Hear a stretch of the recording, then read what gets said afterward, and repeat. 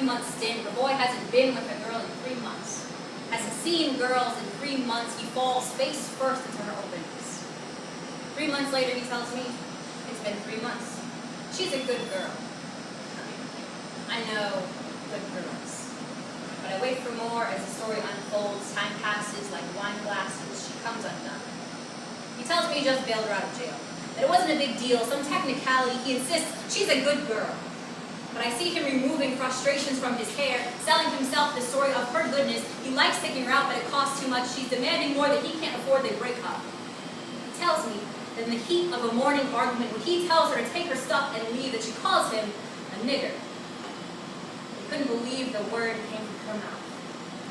Betrayal. I tell him, I am not surprised. We've been here before. I tell him how I hesitate to date white men, not because I don't want to, but because my history has shown me again and again that at some point I'm going to become a black or a nigger, and I don't own enough rage to fight this anymore. I am tired. Just like I know he is. A few days pass and he says they were just hanging out. He asks, what do you think? What should I do? Say no. I'm sorry. No. But he insists, people make mistakes. She lost her temper. People say things in the heat of the moment. And I say, yes, this is true. There are people who say things in the heat of moments, but there are also people who don't. There are people who might call you an expletive or say screw you and leave. And then there are people who call you a nigger.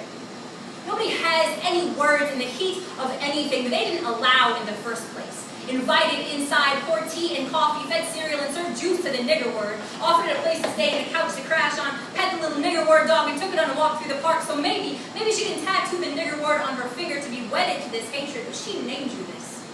She knows it well. Tell her, I don't understand your deliberations. How can I tell you in a way that you will hear me? Someone who calls you a nigger is not your friend. Not the friend of any black person or person of color, woman, gay male, or lesbian, or anyone they can slap in the face with a slur, and you are better than that. You've been given your heart as target practice. While she's selling you her truths to the tunes of falsity, I tell him, hold your words like you hold your God, and recognize the truth on anyone else's tongue. If it doesn't speak the same as you do, I tell him, never choose love over survival. So I hear that it's been 3 months, and I hear she's a good girl. But I know there are better women